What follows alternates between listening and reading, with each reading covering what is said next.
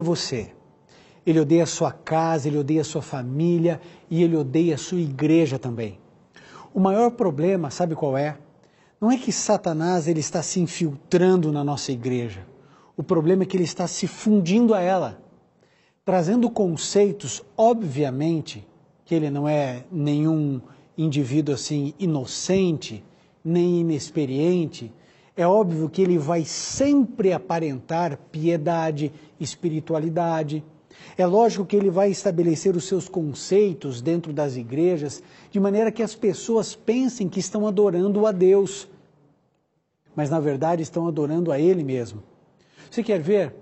É mais ou menos assim, o conceito que o diabo tem é mais ou menos assim: cantem bastante sobre Jesus, cantem bastante, bastante, mas jamais o adorem em espírito e em verdade. Você pode ir na sua igreja, pode cantar, tornar a cantar, cantar de novo, continuar louvando, você pode lotar ginásios, estádios, cantar com a mão para cima, com a mão para baixo, com o olho aberto, com o olho fechado. Satanás pouco se importa, desde que você não esteja adorando a Jesus. Você entende a diferença entre cantar e adorar? Eu posso cantar uma música com toda a letra falando de Jesus, e mesmo assim, ou ainda assim, não estar adorando. Querido, adoração tem a ver com a nossa alma, tem a ver com aquilo que eu faço, adoração tem a ver com a minha obediência a Deus, adoração tem a ver com a leitura da palavra de Deus, é todo o meu ser. Adoração não é música, eu posso manifestar a minha adoração também através da música. Satanás, um dos desejos dele é que eu e você, na igreja que frequentamos, apenas cantemos. E olha, eu vou dizer uma coisa para você. Eu acho que lançam mais CD do que qualquer outra coisa nesse Brasil. Volta e meia tem um novo CD. Todo mundo cantando e todo mundo vai cantando atrás. Todo mundo vai pegando as letras e vão cantando, vão cantando, vão cantando, vão cantando. O que eu quero dizer para você é que o fato de você ter pilhas de CDs gospel ou evangélicos aí na sua biblioteca ou no seu carro, onde você quiser, não faz de você um adorador. O adorador é algo muito mais profundo, muito mais do que isso.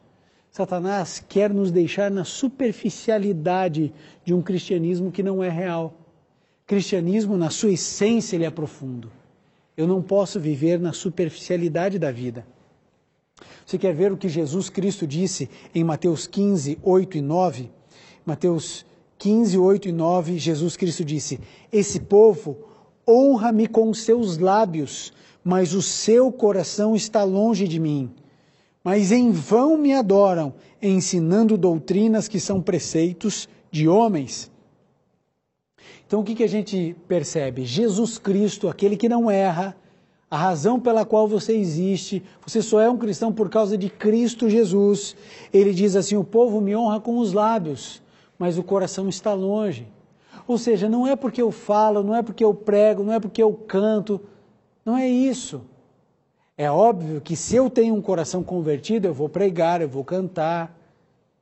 Então, a primeira coisa que Satanás ele quer que eu e você façamos é isso. Que a gente cante bastante, cante muito, desde que a gente não adore verdadeiramente o Senhor Jesus.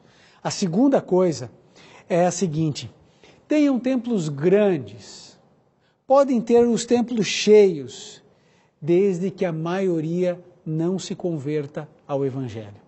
Se quer ver Jesus falando alguma coisa a respeito do templo, Mateus 24, verso 1 e 2 diz assim: saindo do templo, Jesus ia se retirando quando se aproximaram dele os discípulos para lhe mostrarem a estrutura do templo.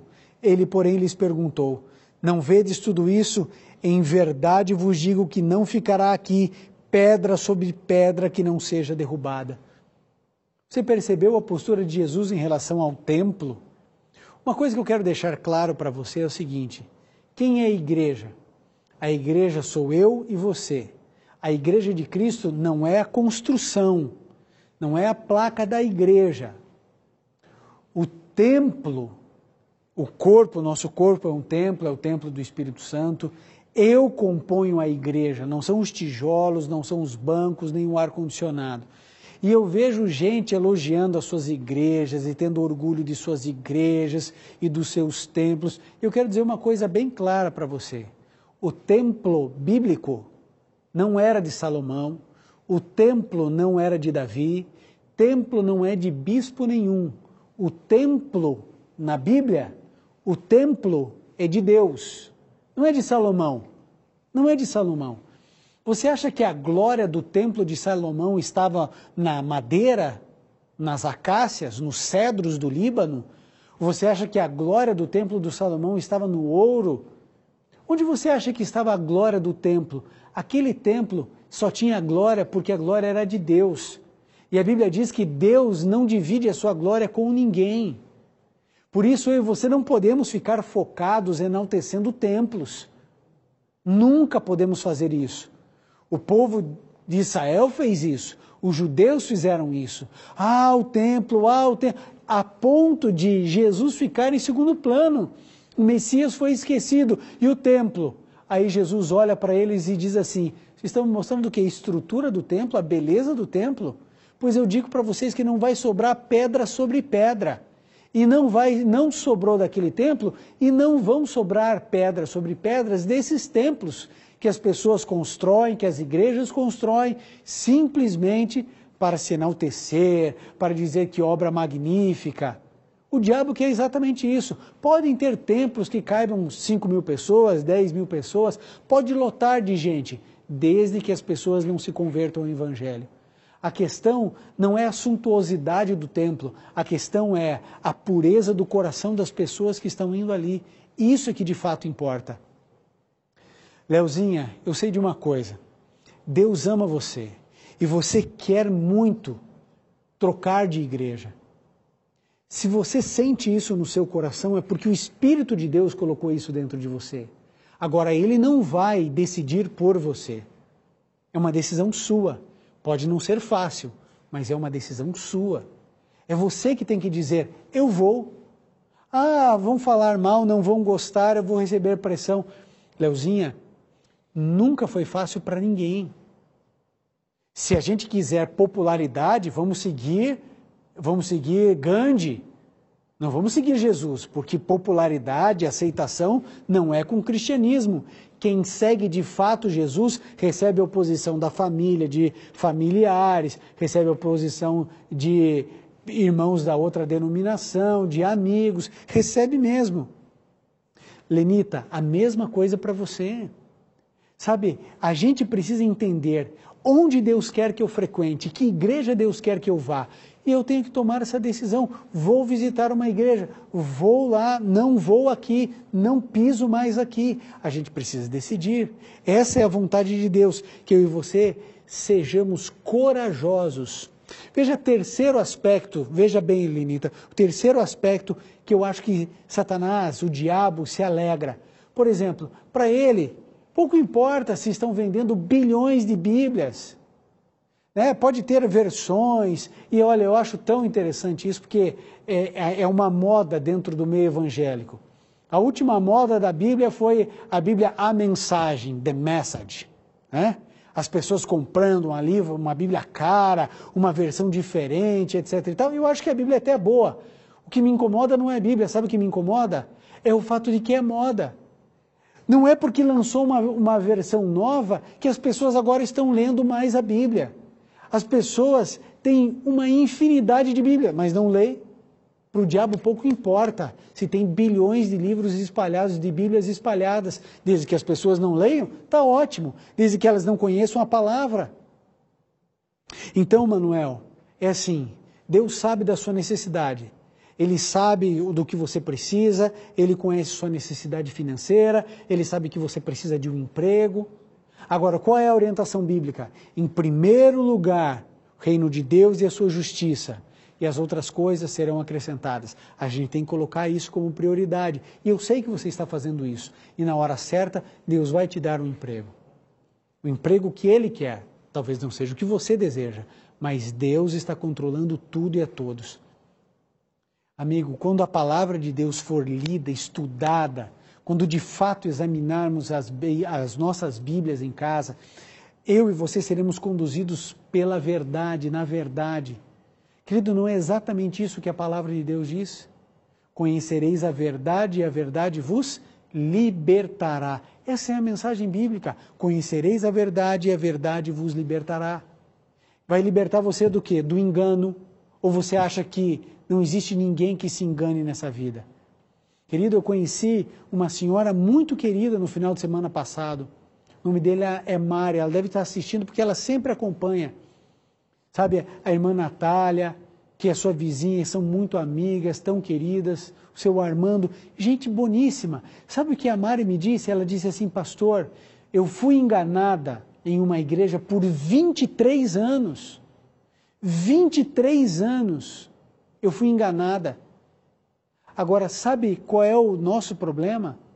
O nosso problema é que a gente não examina a Bíblia, não estuda a Bíblia. E que alegria ver os olhos cheios de lágrimas da Mari, de felicidade, dizendo assim, agora eu conheço a Bíblia, agora eu conheço a verdade. E você deve, e é o meu desejo, o desejo de Deus, que você passe pela mesma alegria que a Mari. Agora você precisa fazer como ela, estudar a Bíblia, se dedicar, passar tempo com Jesus, clamando ao Senhor. Milhões de Bíblias, bilhões de Bíblias, desde que elas estejam fechadas, para o diabo está tudo bem. Quer ver mais um aspecto que eu acho que é muito desejado pelo inimigo de Deus? Acreditem em suas experiências, nos seus sentimentos, nos seus corações, acreditem na sua espiritualidade, mas não acreditem na Bíblia. A questão é sempre assim, eu vou acreditar na minha espiritualidade, eu vou acreditar no meu coração, naquilo, na minha percepção, no meu feeling, ou eu vou acreditar naquilo que a Bíblia diz? É assim que funciona. Gente, eu me encontro com evangélicos no Brasil inteiro. E eu digo uma coisa para você. Biblicamente, não existe o dom de línguas onde se fala línguas estranhas. Eu já preguei isso aqui várias vezes, recentemente preguei.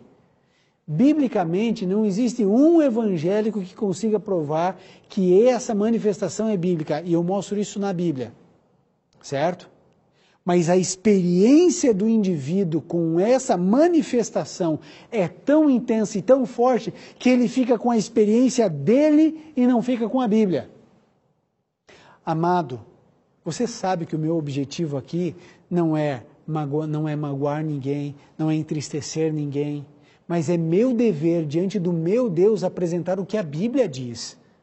Agora, é óbvio que quando eu prego, muita gente gosta, muita gente não gosta, porque a verdade, ela, quando ela chega, ela machuca. Agora, sabe quem não gosta da verdade? Quem está no engano. Então é assim, quando você tem uma experiência religiosa, quando você tem uma experiência emocional na sua igreja, você tem que falar assim, peraí, eu sinto que é o Espírito Santo, eu creio que é o Espírito Santo, eu vejo o pastor só falando de Jesus, eu confio no meu pastor, está tudo certo, mas eu quero fazer um espelhamento da minha experiência com a Bíblia, e às vezes é assim que a gente vê. A nossa experiência espiritual, emocional, ela tem que ser harmônica com a Bíblia. Quando eu espelho a minha experiência com a Bíblia, não pode acontecer isso aqui. Precisa existir coerência, harmonia, eu preciso arrumar as coisas. Não dá para a Bíblia me apontar um caminho e eu estar indo para outro. Então,